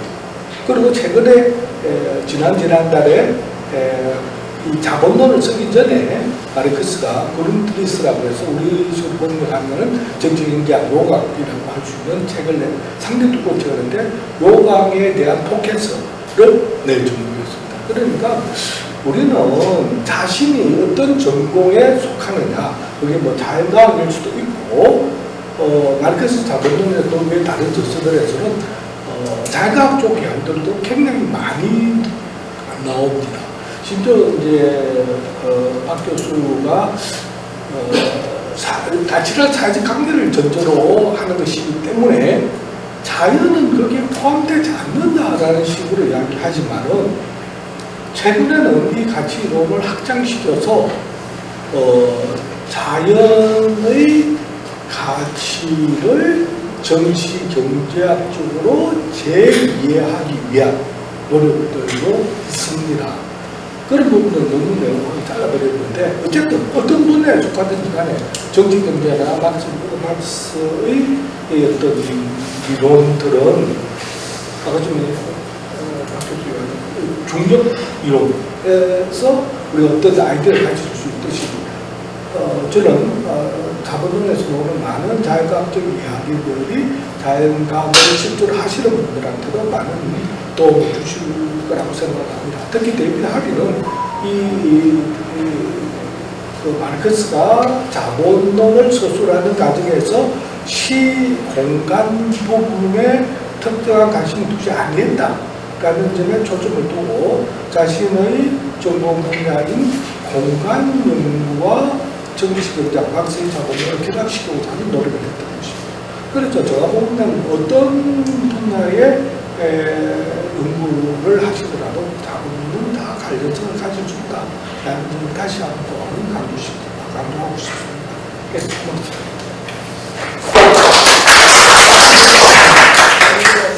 제가 좀 답변 좀 드리겠습니다. 네, 패널 마무리하시고 전체들은 잠시. 그러면 몇 분 짧게? 네. 몇 분? 한 3, 4, 5분. 3, 4, 5. 이게 너무 가혹한 거 아닙니까? 그냥 무장으로 나오는 게 네네네. 예.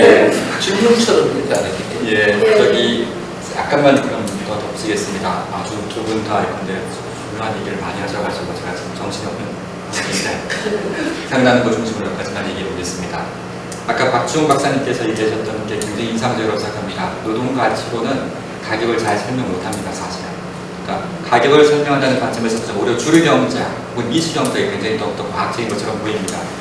그럼에도 불구하고 우리가 이제 자본을 읽고 정치경제학을 공부하는 그 의미가 있다면 제가 강조했고 박주홍 박사님께서 암시하셨듯이 사회적 관계라는 사실입니다. 사회적 관계를 분석하는 미시경제학보다 이 자본이 더욱더 의미가 있다는 생각이 듭니다.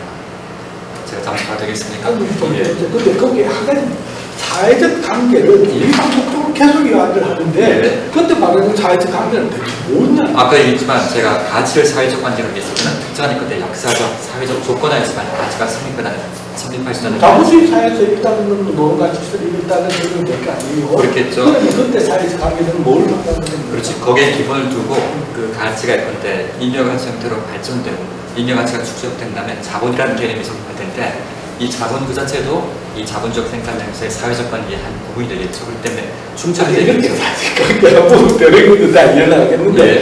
그냥 단순히 뭉뚱그려서 사회적 관계가 아니라 그 예. 관계는 누가 누구의 관계라고 여기서 상품 생산자와 상품 생산자의 관계가 첫 번째 가치의 사회적 관계이고 생산자와 예, 독립적인 상품 생산자와 다른 독립적인 생산자 사이의 관계, 시장 관계, 교환 관계이고 두 번째 근데 자본과 연관된 사회적 관계라는 우리가 익히 알고 있듯이 노동자하고 그의 고용주 사이의 관계라고 말할 수 있겠죠. 이게 통상적인 답변 자, 아니겠습니까? 그러면 예. 그 전자의 경우는 교환 관계를 강조하는 거거든요. 예. 부자의 관계는 생산 부분을 강조하는 맞습니다. 거예요. 그죠? 예. 그러면 그것이 서로 연계성을 갖고 있어야 되는데 그렇죠. 그냥 사회적 관계라는 말로 해가지고 퉁치버리거든요. 퉁치는 게 아니고 사실은 다 염두에 두고 전제하고 하는 말입니다. 네, 그러죠. 예. 그래서 다시 한번 강조하자면 제가 그 의미에서 제가 한 가지 얘기를 적어드리는데 이 레온티에프라는 경제학자가 있는데 러시아 출신의 경제학자인데 이 레온티에프는 투입 산출 분석으로 굉장히 유명한 인데 경제학이고 주류경제학에 속해 있는 사람임에도 불구하고 우리가 살고 있는 이 자본주의를 이해하려면 미시경제학 교과를 쓰는 것보다도 자본을 읽는 것이 더욱더 생산적이라는 말을 한 바 있습니다. 이거는 근데 주류경제학 일부에서 이제 사실은 부분적으로 인정하는 바이기도 하기 때문에 그 사회적 관계의 중요성을 다시 한번 제가 강조했습니다. 그리고 최병훈 선생님께서 굉장히 많은 얘기를 해주셨는데 생각나는 대로 제가 몇 가지 더 덧붙이겠습니다. 아까 이제 희생의 대가는 자본주의 이전 사회에서도 분명히 존재하지 않았는가. 근데 왜 근데 희생의 대가가 특히 이 노동 가치라는 형태로 오늘날에 이제 촉구해 들어오는가 그런 얘기를 하신 것처럼 알고 있는데 이건 그렇습니다. 잉여라는 개념도 사실은 근데 이 자본주의 이전의 그때 사회에서 분명히 존재했던 현상인데 그것이 우리가 살고 있는 이 사회 형태에서는 잉여 가치라는 형태로 발현되지 않겠습니까? 그런 의미에서 제가 말씀드렸죠. 저 자본주의 사회에서 임금물이라고 그리고 예. 자본주의 사회로 임금 가치. 맞습니다. 바로 그런 의미에서 근데 희생의 대가도 모든 사회에 걸쳐서 다 존재했지만 우리가 살고 있는 이 자본주의 사회에서는 특히 이 노동의 가치라는 형태로 이제 사회적 관계라는 그런 의미에서 드러나는 거죠. 그런 의미로 제가 말씀을 드렸습니다. 그리고 두 번째, 이 책을 읽으시면서 어렵다는 얘기를 많이 하셨는데 저도 공감합니다. 사실 쉬운 책은 아닙니다. 그래도 제가 명색 이 책을 쓴 이유는 자본을 좀 더 쉽게 이제 이해하고자 하는 그런 의미였었는데 그건데 목적은 실패한 것처럼 보입니다. 왜 그럴까 그걸 생각해봤는데 왜 그럴까 생각해봤는데 이건 오로지 100% 변증법 때문입니다.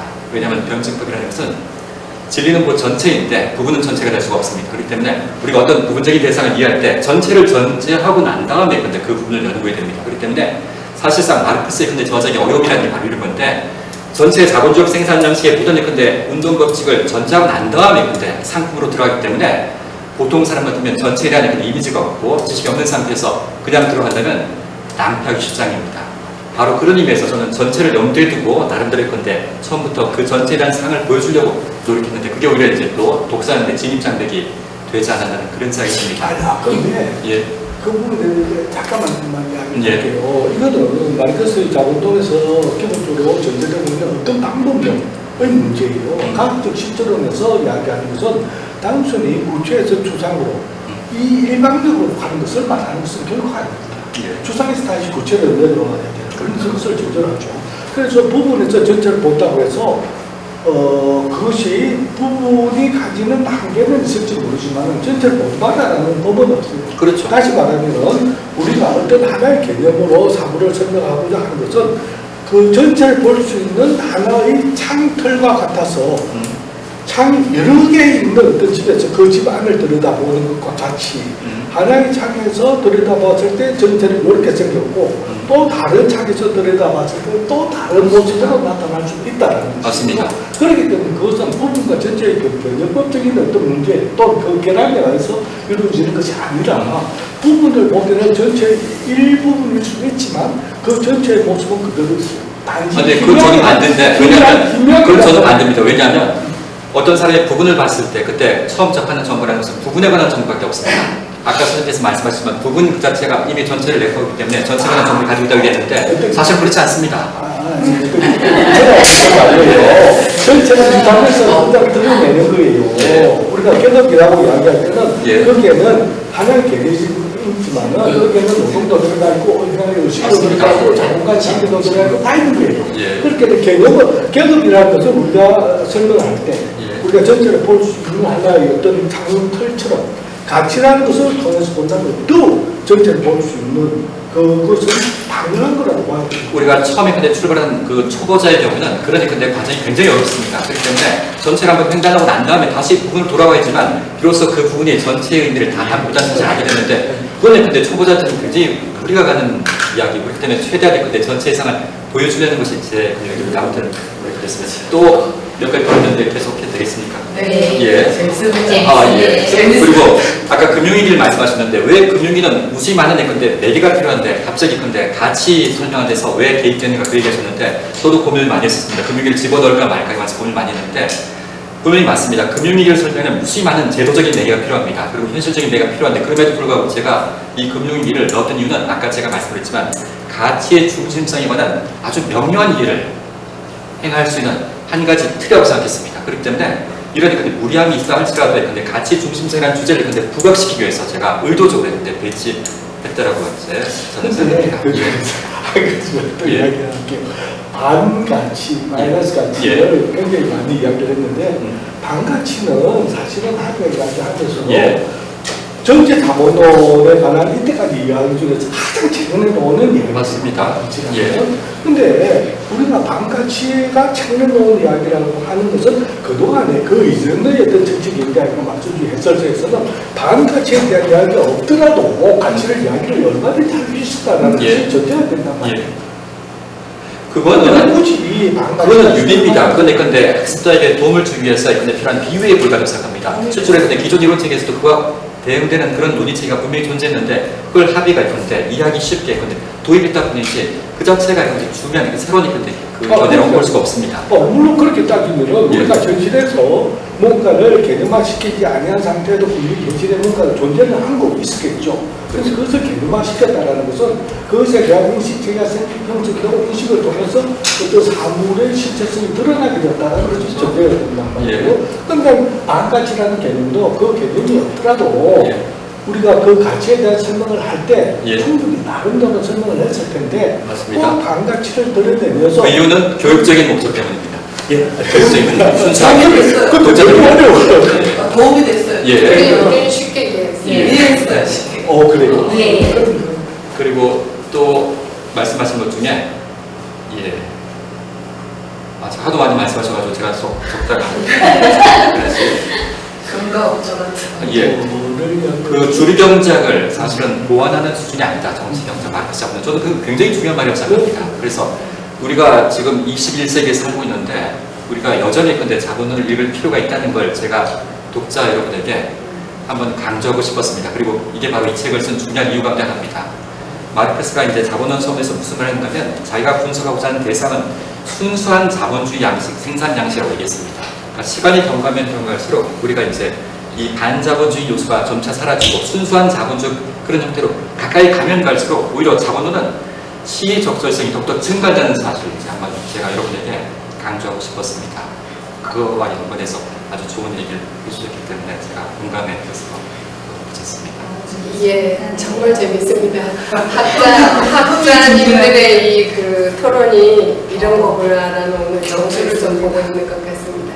예, 그러면 이제 패널 토론에 이어서 우리 일반 선생님들이 다 같이 토론할 수 있는 기회를 잠시만 갖도록 하겠습니다. 혹시 질문이랄까, 뭐 토론이랄까 하시고자 하시는 분들은 손을 드시면 마이크가 찾아가겠습니다. 이 상황에서 누가 질문을 해주세요? 질문 있습니다. 이게 되든가 그건 안 되고. 그냥 질문 드릴게요. 예.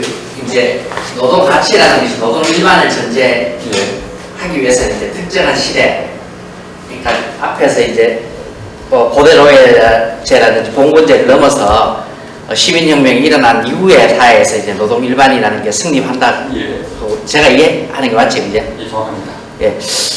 그렇다면 과연 자본주의 사회에서도 제가 생각하기에는 노동 일반이라고 할 수 없는 노동 안의 불균등이나 불평등이 여전히 존재하고 있지 않은가라는 의문을 가질 수 있다고 생각하거든요. 그러니까 과연 이 시대에서 그 개념을 순수하게 적용할 수 있을 정도의 그런 사회적 관계가 형성이 되어 있느냐라는 의문을 가질 수 있다고 생각할 수 있다고 봅니다. 이 노동 안의 불균형 내지 불평등 가치에 있어서의 노동 가치에 있어서의 그 여전히 남아있지 않은가라는 질문을 아주 중요한 질문인데 이 현실적인 함의에 대해서 굉장히 중요한 질문인데 제가 답변을 드리겠습니다. 예. 이렇습니다. 노동가치론이 적용되려면 몇 가지 전제 조건이 필요합니다. 첫 번째는 뭐냐면 대량 생산이 가능한 그런 관계 상황이 됩니다. 그러니까 예컨대 어떻습니까? 이 인간의 노동력은 공장에서 찍어낼 수가 없습니다. 그렇기 때문에 근원적으로 어떤 노동가치론의 적용에 한계가 있습니다. 그렇기 때문에 노동력 상품의 가치 규정에도 일부 다른 여타 상품의 가치 규정과는 다른 그런 요소가 들어옵니다. 이게 이제 첫 번째입니다. 인간 노동이라는 것은 이 기업 내에서 생산 과정 내에서 인위적으로 생산이 불가능합니다. 헉슬리의 놀라운 신세계라는 혹시 소설 읽어본 적 있습니까? 거기서는 인간이 공장에서 찍어 만들어줍니다. 글자 듣거나 이름은 또 달라지겠지만 현실에서는 아직 그렇지 못합니다. 이게 첫 번째 중요한 건데 함의를 가는 답변일 수가 있고 두 번째 노동가치론이 또 적용되려면 경쟁이 퍼펙트해야 됩니다. 경쟁이라는 것은 경쟁에서는 진입장벽이었다는 얘기입니다. 근데 현실에서는 많은 근데 진입장벽이 직종 간에 존재합니다. 많은 근데 법률적 제약이라든가 사회적 예컨대 관습 때문에 이런 규제가 분명히 작동합니다. 그렇기 때문에 이런 예컨대 장벽이 분명히 작동합니다. 그렇기 때문에 100% 노동 가치론이 예측하는 바대로 현실을 그대로 반영할 수는 없습니다. 이건 일종의 추상 모형이라고 볼 수가 있습니다. 하지만 장기적으로 보자면 이 자본주의 예컨대 경쟁 상태로 한다면 그런 효과가 나타날 거라고 얘기하는 거죠. 그렇기 때문에 이런 예컨대 경쟁 상태에 대응하는 이론인 노동 가치론의 발전의 한 그 지향이 바로 이 현실의 건데 이런 제도적인 장벽을 분석하려는 그런 독점 자본주의 분석이라는 게 있습니다.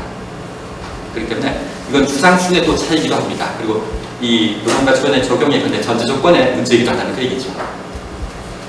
좋은 질문인 것 같습니다. 제가 생각합니다. 그런 사실 때문에 노동 가치론이 설명을 못한다라고 하는 건 절대 아니에요. 그러니까 우리가 가치 법칙이 물이 밑으로 이렇게 흘러내리는데 댐이 이렇게 막았다고 해갖고 그죠? 물의 속성이 밑으로 밑으로 흐르는 게 아닌 것처럼 이건 독점 자본주의로 그러니까 독점이죠. 독점 시장의 그 편익을 가령이가 우리 학벌 사회에 상위 학벌에 있는 사람들이 그 이득을 챙겨가는 거죠. 맞습니다. 거기에 대해서 제가 조금 다른 생각을 갖고 있는데, 자본주의 사회에서 노동이 등가물로 대등하게 취급될 수 있다. 그것은 뭐 의사의 노동이든 그렇지 않으면 뭐 또 다른 어떤 노동자들 노동이든지 간에 대등하다라고 하는 것은 그냥 단순히 대등하다라는 뜻은 전혀 아니에요. 그거는 뭐 예를 들어서 이제 그 대등하다라는 것을 평등하다 또는 등가물로 그렇게 어쨌든 일단 평등하다라는 뜻보다는 시간 단위로 그것을 등가화할 수 있다는 뜻입니다. 의사가 하는 노동은 예를 들어서 그냥 일단 청소하는 사람의 노동에 비해서 5배의 가치를 가진다라고 하는 것은 화폐 단위로 또는 사회적 평균 노동으로 또는 그것이 말하는 추상 노동으로 그것을 환원시켜서 등가물로 대체할 수 있고 그렇게 해서 그 결과물을 우리가 등가로 교환할 수 있다 이런 의미에서의 평등하다라는 뜻이지. 그러니까 그 이전에 노예사회나 농노사회에서는 그런 것을 등가화시킬 수 있는 잣대가 없었던 거예요. 그렇기 때문에 그 당시에는 더 이상 우리가 평등하다라고 이야기를 아예 못하는 사회예요. 그것이 불평등할 뿐만 아니라 평등하다라고 같은 잣대로 척도를 할 수 없는 화폐 척도가 없어요. 그런 기능을 하지 못했기 때문에 그런 의미로서 이해를 더 이상 덧붙일 수 없을 정도로 완벽하게 설명해 주셨습니다. 맞습니다. 예. 이해됐어. 네. 마이크 말씀하세요. 예. 마이크 없어드리겠습니다. 내가 간단하게 내가 귀가 잘 안 들리고 못 들었는데 이렇게 할게. 우리 김영동 선생이랑 정한 선생은 우리 김영동 책 선생 작은 책 읽고 되게 쉽다고 했거든요. 그래 나는 자세히 읽긴 안 했지만 읽었거든요. 근데 나는 이게 굉장히 어렵더라고요. 이게 안 넘어가더라고요. 근데 나 어렵던데 가려고 자존심도 상해가지고 말을 못했어요. 오늘 왜 어려웠을까 가십니다. 제가 이렇게 물어볼게요. 자본은 추석을 달았잖아요. 그래서 우리가 대개 추석을 단다 하면 자본은 1장, 2장, 3장이라는 텍스트를 읽어내는 맥락, 콘텍스트를 선생님 나름으로 이렇게 해석했다 이 말 아니겠습니까? 수많은 사람들이 아마 주석을 달았겠지요. 그러면 선생님은 이 자본론 1장, 2장, 3장 읽으면서 우리한테 어떤 특별한 의미와 의의를 머릿속에 도출해내면서 읽으십시오. 그런 맥락을 주는 게 주석이 아닐까라고 생각을 하면서 저는 선생님 책에서 그게 뭘까 하고 함께 그게 이렇게 잘 안 들어와요. 혹시나 이게 젊기도 하고 한국 사람이잖아요. 굉장히 했잖아요. 저는 생각을 하거든요. 한국은 이상한 경제 성장을 이루었잖아요. 아마 서구 사람들이 그렇게 잘 설명이 안 되는 이상한 경제 성장을 이룬 거는 있거든요. 혹시 선생님 나름대로 그런 이상한 경제 성장에 대한 선생님의 그 답이 있고 그런 답을 가지고서 이런 이 문맥을 이렇게 짚고 줬는가 그런 생각도 상상도 해보면서 읽었는데 그것도 지금 어떤 낌새를 제가 그러면 그런 좀 이렇게 좀 외적인 내재적이 아니고 좀 이렇게 외재적인 그런 어떤 질문을 한번 해보고 싶어가지고 지금 김영사한테 억울해가지고 지금 묻는 거예요. 좀 쉽지 않았어요. 제가 실패는 뭐입니다. 저는 근데 쉽게 그걸 이해하려고 제가 들었었는데 다들 어렵다고 지금 몇 분은 제외하고 그래서 제가 좀 반성하는 그런 생각도 듭니다. 지금 방금 하셨던 질문과 더불어서 혹시 저한테 하실 질문 없습니까? 같이 묶어서 저도 이제 사회자로서 선생님께 질문드리고 싶은 건 이런 그 자본론에 대한 주석 또는 뭐 이런 책들이 많지 않습니다. 그죠? 그런데도 불구하고 오늘 이제 이 노동가치 담보라는 책을 쓰신 그 배경, 동기 이런 게 있을 것 같아서 저는 그게 좀 제가 묶어서 답변해 드리겠습니다. 제가 그 우스갯소리를 하나 하겠습니다. 어떤 애 근데 졸업생이 졸업한 지 이제 10년 지나서 대학을 다시 방문했습니다. 자기 근데 모교에 방문해서 자기 지도교수를 찾아갔는데 마침 지도교수가 기말고사 문제를 내고 있었습니다. 경찰 기말고사 문제를 막 내고 있었는데 이 제자가 10년 만에 자손 이 제자가 어깨 너무 보니까 자기가 배웠을 때 자기가 10년 전에 근데 시험 쳤던 내용하고 똑같습니다. 시험 문제가. 어떻게 선생님 어떻게 시험 문제 어떻게 10년 전과 똑같을 수가 있냐고 이렇게 얘기를 했었습니다. 그러니까 그 지도교수 하는 말이 그 교수 하는 말이 문제는 같지만 답이 달랐다는 문제는 있는데 여전히 같은 문제지만 이제 정답이 달라졌다는 그런 얘기를 했다고 합니다. 아주 이제 유명한 우스갯소리인데 그렇습니다. 이제 상황과 여건이 바뀌었기 때문에 이제 답이 달라진 것으로서 저도 이제 그렇게 생각합니다. 자본론은 같은 자본론이지만 우리가 지금 처해져 있는 그런 상황과 여건에 따라서 그 컨텍스트에 따라서 우리가 다르게 독해할 수 있고 다르게 강조할 바가 있다고 생각합니다. 그럼 그게 뭘까? 저는 몇 가지가 있다고 생각하는데 제 책에서 그런 겁니다. 최근에 이제 가계부채라는 것이 굉장히 이쁜데 이 가계부채 문제가 심각해지면서 금융위기의 가능성이라든가 이런 이야기를 가끔 우리가 신문지상에서 접할 수가 있습니다. 근데 앞서 제가 말씀드렸지만 이 금융이라는 것은 물론 최병수 선생님께서는 좀 여전히 유보적인 태도를 취하시겠지만 이 가치의 중심성을 설명할 때 중요한 건데 이야기가 되지 않을까 그런 생각이 듭니다. 그 다음에 요즘 우리가 이제 얼마 전까지만 하더라도 주식이라든가 코인이기 때문에 우리 사회가 몸살을 앓았습니다. 이 주식과 코인이라는 것이 사실상 가치와는 상관이 없는 그런 투기적인 활동이라는 사실 이런 것들도 이런 노동의 중심성을 우리가 이야기할 때도 한번 좀 경계의 눈으로 우리가 바라봐야 할 대상이 아닐까. 이 사회 건전한 특들을 위해서는 그러니까 자본주의 그 자체가 굉장히 이 비합리적인 거죠. 그런 의미에서 보자면 한쪽에서는 노동인비를 이야기하면서 또 다른 한쪽에서는 그러니까 투기를 부추기니까 굉장히 근데 모순적입니다. 분열적인 사회 이런 것들도 생각해보고 싶었고 가치 중심성과 연관되는 겁니다. 그 다음에 이제 또 제 책의 중요한 근데 키워드가 나온 무엇인가 하면 바로 물신성입니다. 아까 말씀하셨지만 물신성의 그 정의는 무엇이냐면 사회적 관계를 파악하지 못하는 겁니다. 아까 제가 말씀드렸지만 우리가 살고 있는 이 사회에 끌고 내건데 사회적 실체라는 것은 바로 사회적 관계입니다. 그게 이제 저희가 특히 자본론 이 1, 2, 3장을 읽으면서 제가 생각했던 컨텍스트고 이걸 좀 강조해보고자 전면에 드러내보고자 노력했는데 다들 어렵다고 하시니까 실패한 것 같습니다. 아니요, 실패한 게 절대 아닙니다. 우리가 여기서 같이 토론하는 정도만 하더라도 이게 엄청난 성공을 이룬 거라고 생각하시더라도 예, 그 선생님 덕분에 저도 노동조합을 30년 가까이 한 사람으로서 노동에 대한 고민을 한 번도 해보지 않았던 것 같습니다. 그래서 이 시점에 와서 이렇게 노동을 좀 진지하게 책을 읽으면서 공부해보는 계기가 된 것도 제 인생에도 굉장히 큰 도움이 되었다는 생각이 들고요.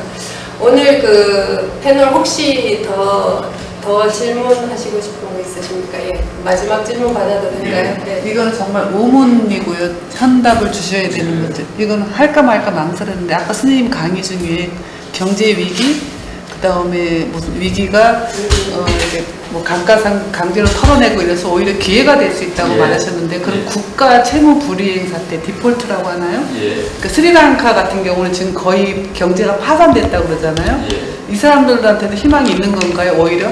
그건 구체적인 제가 내막을 잘 모르기 때문에 어떤 확성단자를 드릴 수가 없는데 제가 말씀드린 건 원리적으로 시스템적으로 이렇게 작동하는 그런 이제 과정을 말씀드렸습니다. 그러니까 개인의 관점에서 보자면 굉장히 고통스러운 과정입니다. 그렇지 않겠습니까? 그리고 이 고통을 피했으면 좋겠죠, 그렇죠? 근데 사회가 합리적으로 수직되어 있다면 분명히 이런 것들 고통을 피하시는 방법이 분명히 있을 겁니다. 근데 우리가 살고 있는 사회는 아직까지 그 고통을 근데 개인에게 강제하는 거죠. 시스템을 다시 건전화시키기 위해서 그 모든 사회적 비용을 개인들에게 이제 다 떠넘기는 거죠. 그런 의미에서 보자면 굉장히 불합리하다고 말할 수가 있습니다. 인간이 정말 자유로워지려면 이런 근데 시스템의 그때 이 사슬로부터 벗어나야 됩니다. 그래서 다른 사회들을 한번 생각해보고 꿈꾸고 실험해봐야 됩니다. 그게 이제 가장 중요한 교훈이 아닐까. 제가 스리랑카의 사례는 구체적인 사례는 모르겠지만 아무튼 인간의 장관 발전의 역사의 관점에서 보자면 우리가 살고 있는 이 사회는 어떤 특정한 역사적 시점을 지금 통과하는 셈이고 굉장히 많은 한계와 모순을 가지고 있고 우리의 노력으로 우리의 집단적 노력으로 더 나은 상태로 개선될 여지가 분명히 있지 않을까. 그게 제 희망입니다. 바람입니다. 예. 혹시 오늘 이 질문을 못하면 오늘 집에 가서 잠이 좀 안 올 것 같으신 분이 혹시 계시면 하나만 더 받아볼까요? 예. 없으시면 우리 오늘 예. 노동의 가치를 구분하지 않고 동등하다고 읽으면 어떻게 될까요? 사람이 움직이고 행동하는 것과 하나의 단위만을 가지고 노동의 가치라고 매기고 사회적으로 등급을 매기거나 화폐 가치로 치환해갖고 월급을 많이 주거나 적게 주는 게 그 고등적인 지식을 사용하는 노동자는 더 많이 받고 땅을 파는 노동자는 적게 받는 게 당연하게 받아들이지만 그 가치를 동일하게 측정하고 가상해보고 세상을 그렇게 바꿀 방법은 있을까요? 아까 최병수님 답변이 근데 사실상 방금 말씀하신 이야기의 답변이라고 생각했는데 제가 잠시 더 덧붙이자면 이렇습니다. 결국에 근데 더 많은 지식을 쌓은 사람은 그 재생산 비용이 더욱더 크지 않겠습니까? 그 사람이 근데 재생산에 드는 비용이 더욱더 크고 왜냐하면 교육비가 더욱더 많이 들었으니까. 의사가 대표적이지 않겠습니까? 의사의 높은 급여는 아까 제가 얘기했지만 이런 근데 이 법률에 이제 진입 장벽이라는 것도 존재하고 실제로도 의사 양성 과정에서 많은 근데 노력과 이런 비용이 수반됐기 때문에 높은 근데 급여가 돌아가는 걸로 알고 있습니다. 뭐 가치론적으로는 가치론적으로 근거 없는 거예요. 그러니까 교육을 받았기 때문에 지금 더 받아야 되는 거예요. 노동 가치론은 없는 건데. 제주도 나오는 그걸 어떻게 하냐면은 지금 뭐 검사나 변호사 되면은 공급 많이 받고 뭐 받잖아요. 그럼 이게 지금 뭐냐면 여기에 독점적인 지위가 들어가 있거든요. 그러면 이걸 독점적 지위가 없애고 뭐 하면은 그럼 이쪽에 그만큼 노력이 들어가서 학습을 하고 해가 그쪽으로 가서 여기에 그만큼의 뭐랄까 특혜와 같은 시장 그 이상으로 받는 게 사라지는 거죠. 그러니까 못 막는 진입장벽 그 자체가 제가 법률적 요소였고 그런 것 때문에 하는 거지. 그렇지. 그것 때문에 근데 아까 제가 말씀드렸지만 의사의 높은 근데 소득이 일부 설명되고 실제로 근데 이 재생산 과정에서 많은 교육비라든가 노력이 투하되잖아. 그런 의미에서 보자면 또 더 높은 소득이 또 정당화되지 않겠습니까? 그래서 가치로는 안 되죠. 아니 그 임금에 관한 장에서 그런 얘기 하잖아. 말이 어떻게? 지금 재생산 비용 얘기하잖아. 교육비 같은 이게 얘기하잖아. 너무 가치로는 해. 아니 마르크스의 근데 재생산 비용이라든가 노동 가치는 내가 일했는 거에 8시간. 임금을 금방 하신 말씀이 투입 자본이 많이 들어가면 많은 생산 그 투입 자본에 대한 이익을 줘야 된다는 논리의 전개가 있다고 느꼈습니다. 그걸 부정하고 어떤 투입이 들어갔던가 하면 노동행위 자체의 동일성을 두고 설정하면 어떻게 될 거냐고 질문한 거거든요. 거기에 대한 답은 아닌 것 같네요. 그렇죠. 재생산 그리고 계란을 이렇게 봐야 따르자면 결국 이제 근데 교육이라는 재생산력이 더욱더 높아지면 그 사람 인구도 더욱더 높아진다는 것이 마르크스의 설명이었습니다. 그렇기 때문에 그 자체는 근데 마르크스 논의책에서 충분히 설명 가능하다는 그런 생각이 듭니다. 아니, 구분을 좀 해야 되는 게 고임금을 받잖아요. 고임금 받으면 이게 지금 독점 시장이기 때문에 그죠? 독점 시장일 때 그리고 고임금을 받게 돼 있는 거예요. 그렇죠. 그런 요소도 있다고 얘기했잖아요. 그게 받게 돼 있는 거예요. 근데 그 지금 질문 가치가 그만큼 있어서 받는 게 아니고요. 지금 질문은 똑같이 하는 사회도 가능하겠냐라고 질문하신 거죠? 예. 근데 이게 노동가치 아니더라도 이 독점적 지위 없으면 일반 농業시장하고 원리하고 똑같이 됩니다. 예를 들어서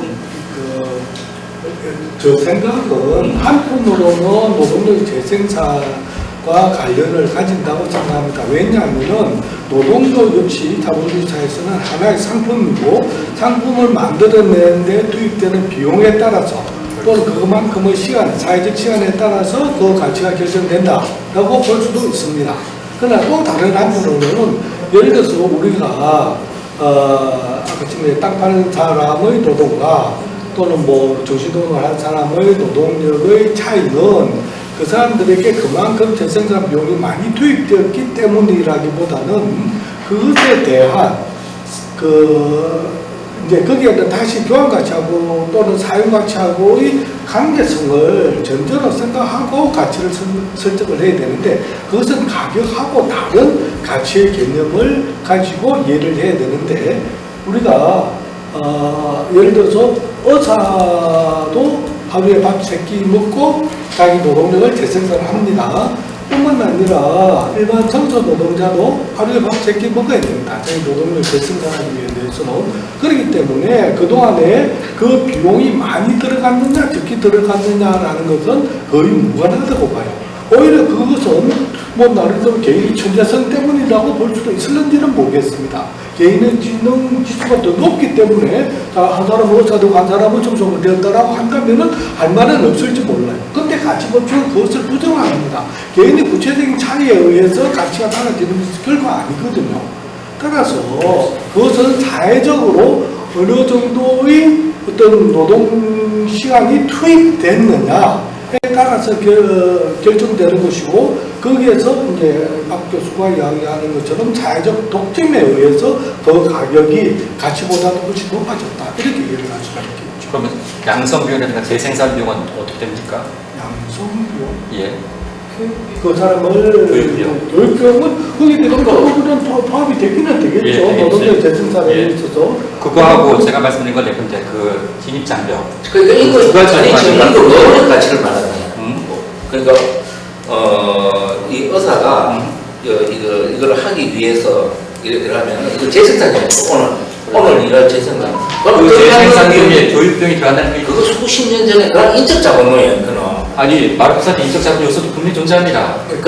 아니 인적 자본론. 아니 그거 중요해요. 왜 중요한 거 아니라 이렇습니다. 자본론 입장에서는 아까 말씀하신 것처럼 근데 의사의 노동하고 있는데 이 청소부의 노동이 서로 교환되는데 이 교환비를 우리가 설명할 수 없지 않습니까? 그렇기 때문에 교환에 의해서 모든 걸 다 설명한다고 이제 처리했는데 이게 문제가 발생하는 거죠. 왜냐하면 교환비를 설명해서 다시 교환이라는 근데 해법을 가져왔기 때문에 문제가 되기 때문에 결국은 근데 자본론 입장에서 이 문제를 다시 근데 해결한 마르크스 해결책이 무엇인가면 이 재생산 비용이 거기 다시 들어오거든요. 왜냐하면 생산 과정에서 근데 혹은 양성 과정에서 발생한 비용 가지고 앞서 교환을 통한 문제 해결을 이것은 문제점을 이제 극복한다면 그러려 근데 보도라고 저는 생각합니다. 재생산 비용을 포함시켜서 그의 가치에다가 부여시키는 것은 마치 기계에다가 그 기계 자체가 가의 맞습니다. 맞습니다. 예, 맞습니다. 정확히 바로 그죠. 맞습니다. 그거는 죽은 노동에 대해 맞습니다.